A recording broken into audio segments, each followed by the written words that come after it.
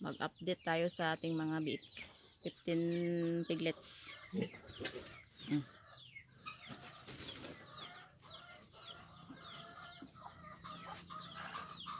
Naglalagay kami ng pausok kasi maraming lamok at saka yung pinakamaliit, maliit pa sa lamok. Yun nagagawan yung tatlo dun Tapos lang ito nila pinadidi. Tapos pinakain ko rin yung mama pig natin.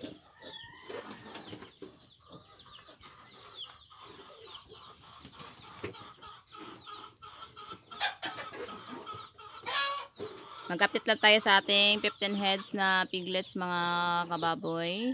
Yan. Nasa labas na sila ng kulungan. At meron pa tayong pausok doon, bandang dulo. Kasi maraming lamok at tag-ulan ngayon dito sa amin, sa Davao Oriental. Nakakatapos na natin magbigay ng pagkain sa ating mama pig, alas 9 ng umaga. Yan, sa pagkain pala ng ating mama pig ay para sa 15 biik. Ika 9 days na nila ngayon. Tuwing nagbibigay ako ay 1 kilo yung binibigay ko na feeds. So sa umaga alas 6. Tapos ngayon nagbigay ako ng kalahating kilo lang. Tapos mamayang tanghali 1 kilo na naman. Tapos sa hapon 1 kilo. Tapos minsan alas 9 ng gabi nagbibigay din ako. Pero alas 12 ng hating gabi nagbibigay din ako niyan 1 kilo. So more or less 5 kilos yung binibigay ko sa isang araw para sa inahin natin. So para yon sa ating 5 biik.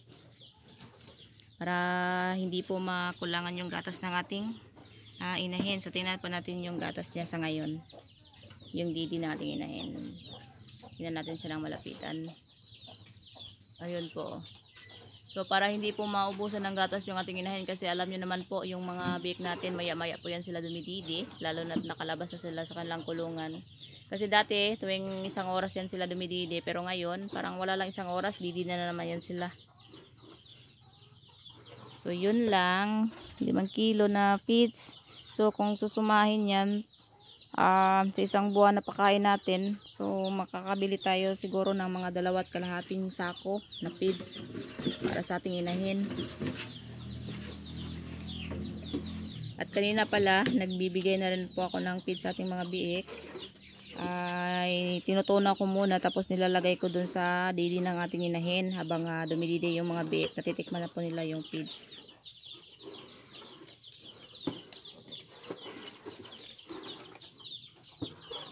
Kailangan talaga may pausok dito kasi maulan, basa-basa pa yung mga lupa.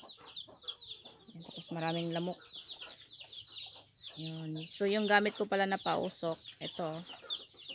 Marami kami nito dito sa amin kasi may furniture yung auntie ko. So may ganito kami. Ito. Ewan ko kung anong tawag nito sa lugar, bang lugar. Ito, yung galing sa mga furniture. Maganda to siya ilagay na pausok kasi dagdag ka lang ng dagdag, hindi talaga mahihinto. Ay grabe ang mga manok ko. Hoy, kinakain na naman nila yung feeds ng ating baboy. Lagyan ko lang siya ng arang.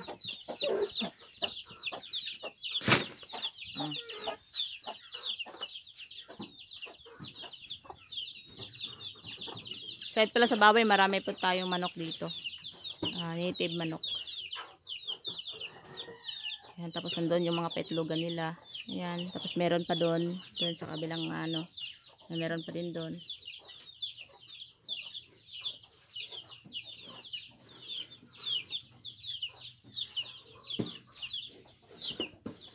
So ito lang po muna yung update. 9 days na po ng ating mga biik. At nagsisimula na po silang kumain ng feeds. Yan, malalaki na po sila, malulusog at wala namang nagkasakit.